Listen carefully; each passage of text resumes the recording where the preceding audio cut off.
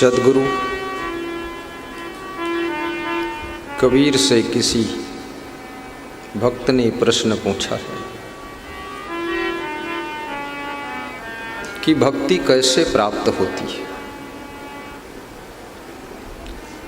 भारतीय संस्कृति में भक्ति का बड़ा महत्वपूर्ण स्थान है। रामचरितमानस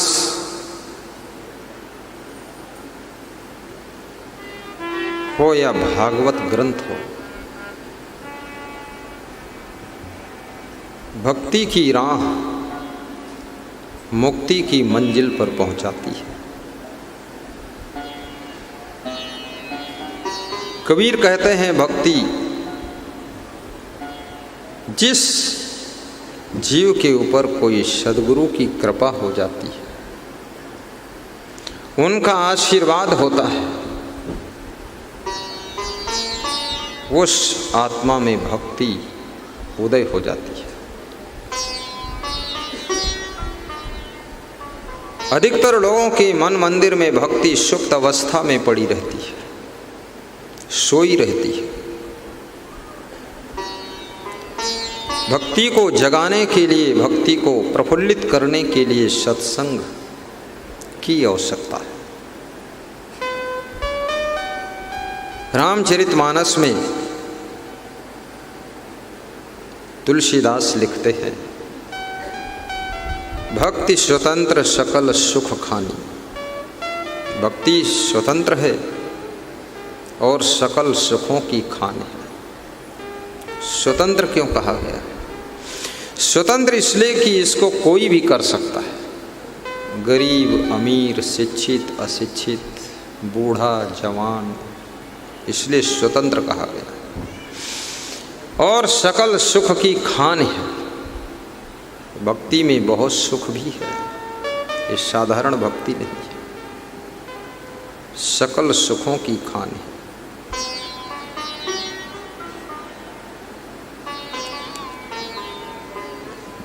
भक्ति स्वतंत्र सकल सुख खानी,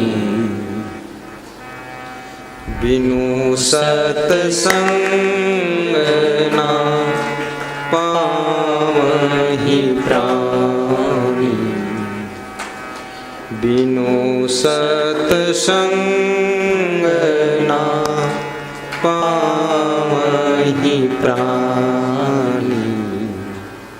भक्ति स्वतंत्र सकल सुख खानी, बिनु सत्संग ना पावहि प्राणी। बिना सत्संग के भक्ति नहीं प्राप्त होती है, क्योंकि मानव मन पर संग का भी असर पड़ता है। रत्नाकर नाम का व्यक्ति जब बाल्यावस्था से कुसंग में पड़ जाता है, डाकू बन जाता है, परंतु जब उसे युवावस्था में सप्तऋषियों का संग मिलता है तो उनके संगत के प्रभाव से उसके अंदर सोई हुई भक्ति और वैराग्य जाग जाता है। फिर वो साधु बनता है, जिसका नाम वाल्मीकि ब्रह्म ऋषि पड़ता है, जिसने संस्कृत में वाल्मीकि रामायण की रचना किया। रत्नाकर इतना बड़ा विद्वान व्यक्ति और इतना गलत कर्म में कैसे लग गया? संस्कृत का श्लोक पढ़ना भी कठिन है और उन्होंने संस्कृत में पूरी रामायण की रचना किया।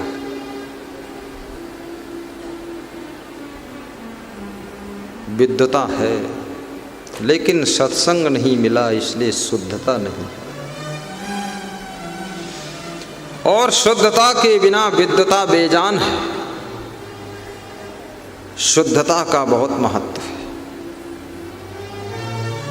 सत्संग हमें शुद्ध कर देता है। और जब शुद्धता की प्राप्ति होती है तो विद्वता की शोभा बढ़ जाती है। और शुद्धता के लिए भक्ति आवश्यक है। भक्ति हमें शुद्ध कर देती है।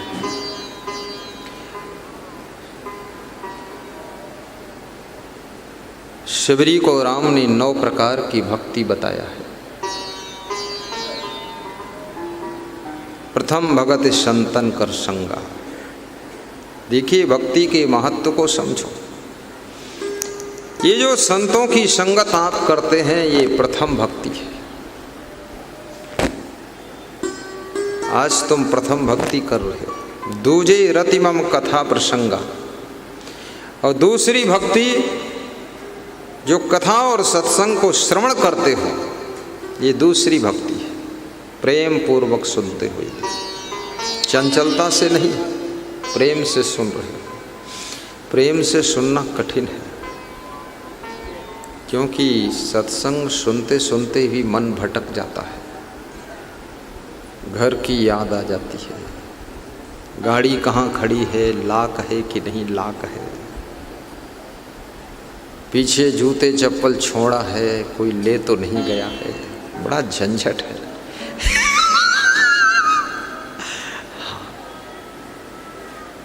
जिनको जिनको गर्मी लग रही है, तो आधा मन तो पसीना में लगा हुआ है। जिनके ऊपर पंखे की हवा लग रही है, वे किस्मत समझ रहे हैं कि ज़रूरत होगी तो भी उठूंगा नहीं, अन्यथा कोई दूसरा बैठ जाएगा, ये जगह मिलेगी नहीं।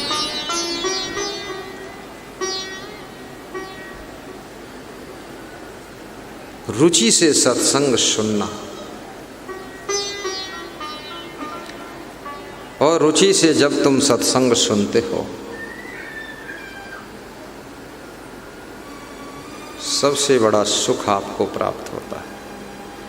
क्योंकि सत्संग के अलावा संसार में सुख नहीं है, सत्संग ही सुख देता है। बड़े भाग्य पाई सत्संगा, बिनहि प्रयास हों ही भव भंगा।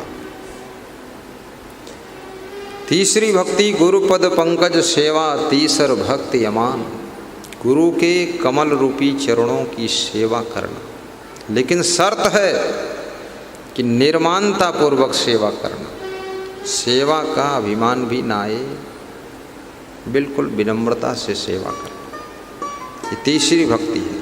और ये भी शर्त है कि गुरु के चरण कमल होने चाहिए। कमल चरण होना बहुत कठिन है। चरण तो मिल जाएंगे, पर कमल रूपी चरण नहीं मिलते। कमल रूपी चरण